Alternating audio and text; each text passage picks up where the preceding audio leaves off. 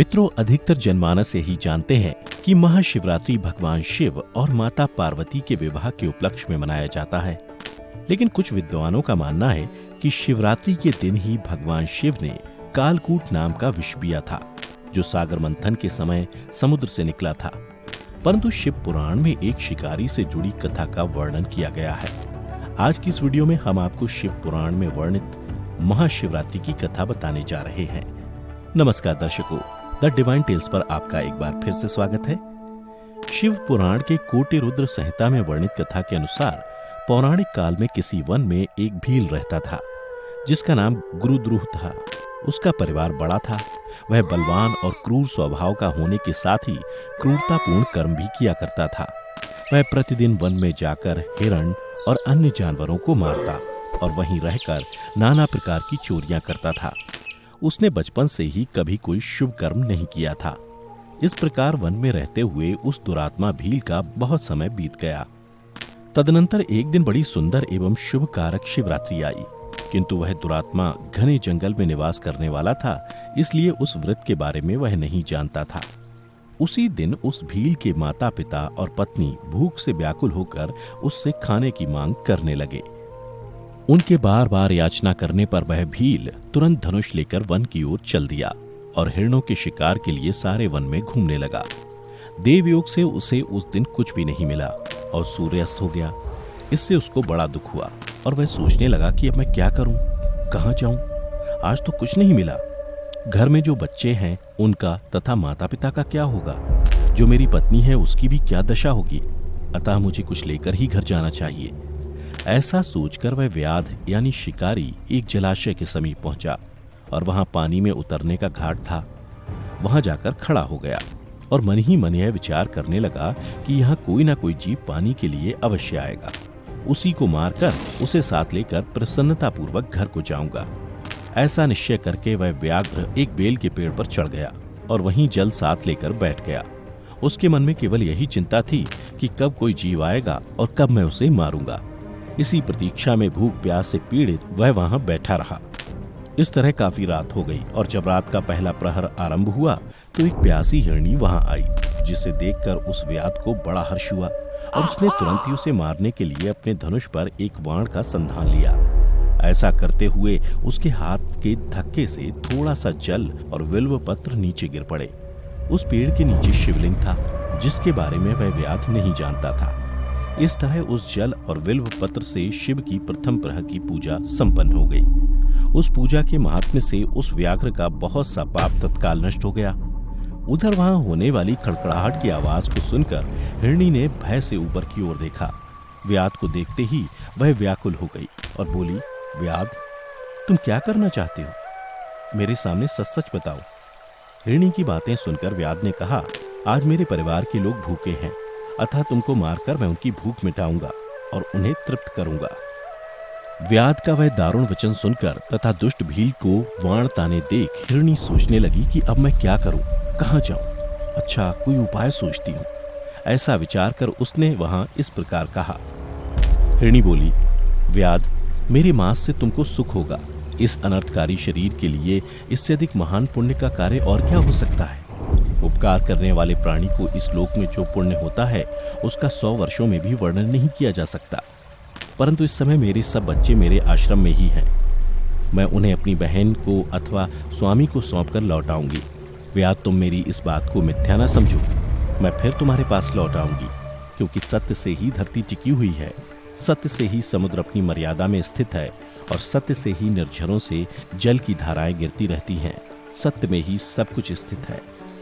हिरनी के ऐसा कहने पर जब व्याध ने उसकी बात नहीं मानी, तब उसने अत्यंत विस्मित एवं भयभीत हो पुनः इस प्रकार कहना आरंभ किया। हिरनी बोली, व्याध, सुनो, मैं तुम्हारे सामने ऐसी शपथ खाती हूँ जिससे पर जाने पर मैं अवश्य तुम्हारे पास लौट आऊंगी। ब्राह्मण यदि वेद बेचे और तीनों काल संध्या वंदन ना करे तो उसे जो पाप लगता है, पति की आज्ञा का उल्लंघन करके स्वेच्छा अनुसार कार्य करने वाली स्त्रियों को जिस पाप की प्राप्ति होती है, किए हुए उपकार को ना मानने वाले, भगवान शंकर से विमुख रहने वाले तथा विश्वासघात और छल करने वाले लोगों को जो पाप लगता है, उसी पाप से मैं भी लिप्त हो जाऊं यदि लौट कर ना आऊं। इस तरह अनेक शपथ खाकर जब हिरणी चुपचाप खड़ी हो गई, तब उस व्याध ने उस पर विश्वास करके कहा, अच्छा, अब तुम अपने घर को जाओ। जब वह हिरणी बड़े हर्ष के साथ पानी पीकर अपने आश्रम मंडल में गई, इतने में ही रात का वह पहला प्रहर व्याध के जागते जागते ही बीत गया।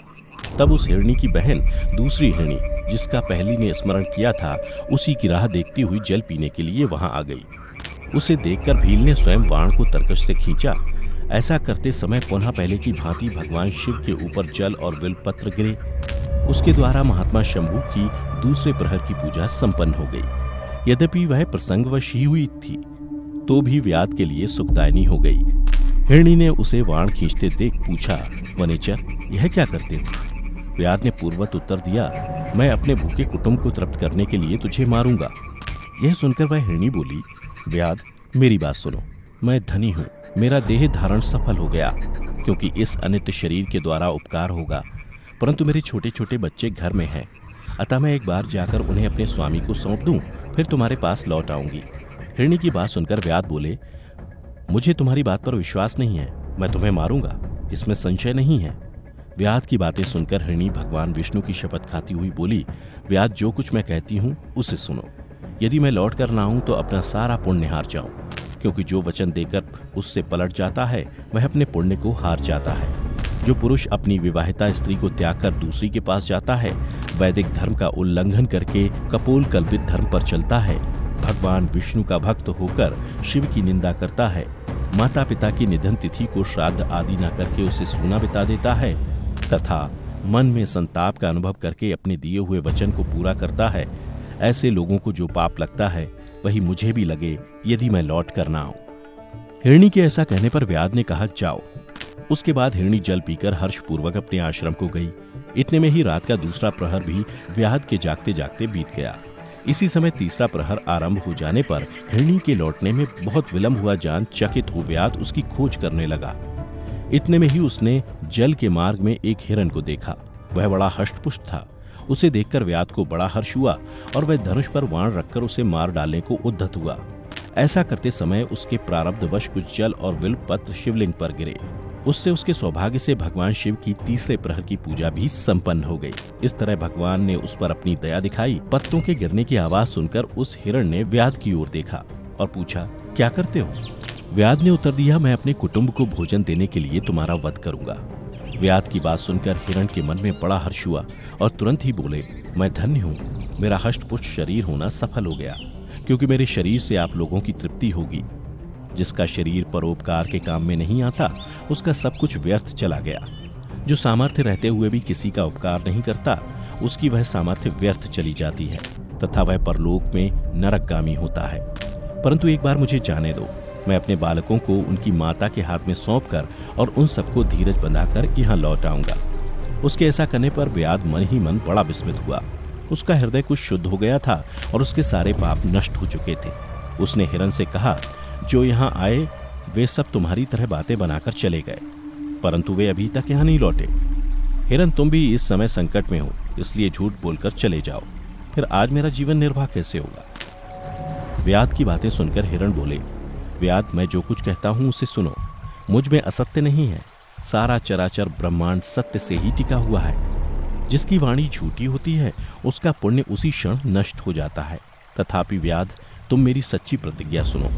संध्या काल में मैथुन तथा शिवरात्रि के दिन भोजन करने से जो पाप लगता है, झूठी गवाही देने, धरोहर को हड़प लेने तथा संध्या न करने से द्विज को जो पाप होता है, वही पाप मुझे भी लगे, यदि मैं लौट कर ना आऊं। जिसके मुख से कभी शिव का नाम नहीं निकलता, जो सामर्थ्य रहते हुए भी दूसरों को उपकार नहीं करता, पर्व के दिन श्रीफल तोड़ता, अभक्ष्य भक्षण करता तथा शिव की पूजा किए बिना और भस्म लगाए बिना भोजन कर लेता है, इन सब का पातक मुझे लगे, यदि मैं लौट कर ना आऊं। उसकी बात सुनकर व्याध ने कहा, जाओ, शीघ्र लौटना।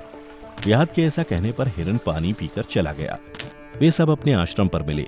तीनों ही प्रतिज्ञाबद्ध हो चुके थे।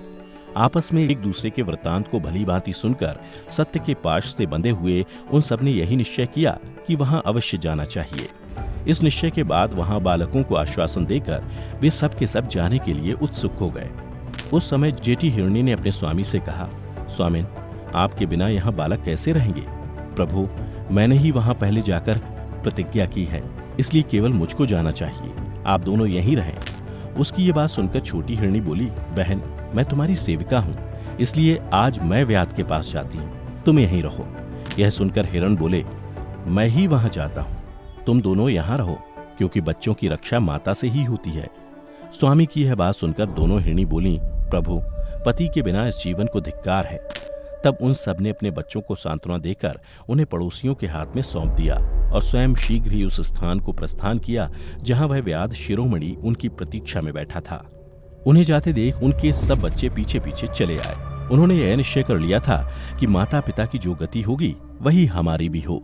उन सबको एक साथ आया हुआ देख व्याध को बड़ा हर्ष हुआ। उसने धनुष पर बाण रखा। उस समय पुनः जल और विल पत्र शिव के ऊपर गिरे। इससे शिव के चौथे प्रहर की शुभ पूजा भी संपन्न हो गई। उस समय व्याध का सारा पाप तत्काल भस्म हो गया। इतने में ही दोनों हिरणी और हिरन बोल उठे, व्याध शिरोमणि शीघ्र कृपा करके हमारे शरीर को सार्थक करो। उनकी यह बात सुनकर व्याध को बड़ा विस्मय हुआ। शिव पूजा के प्रभाव से उसको दुर्लभ ज्ञान प्राप्त हो गया। उसने सोचा, ये हिरन ज्ञानहीन पशु होने पर भी धन्य है, जो ज्ञानहीन होकर भी अपने शरीर से परोपकार करना चाहते हैं। लेकिन धिक्कार है मेरे जीवन को कि मैं अनेक प्रकार के कुकृत्यों से अपने परिवार का पालन करता रहा। अब उसने अपने बाण रोक लिए तथा मृगों से कहा कि वे सब धन्य हैं तथा उन्हें वापस जाने दिया। उसके ऐसा करने पर भगवान शंकर ने प्रसन्न होकर तत्काल उसे अपने दिव्य स्वरूप का दर्शन करवाया तथा उसे सुख समृद्धि का वरदान देकर गुह नाम प्रदान किया। मित्रों, यही वह गुह था जिसके साथ भगवान श्री राम ने मित्रता की थी। मित्रों, महाशिवरात्रि की ये कथा यहीं समाप्त होती है। अगर आपको पसंद आई हो तो इसे ज्यादा से ज्यादा लाइक करें और शेयर करें। साथ ही ऐसी पौराणिक कथाओं के बारे में जानने के लिए अभी हमारे चैनल को सब्सक्राइब कर लें। फिलहाल आज की वीडियो में इतना ही। अब हमें इजाजत दें। आपका बहुत बहुत शुक्रिया।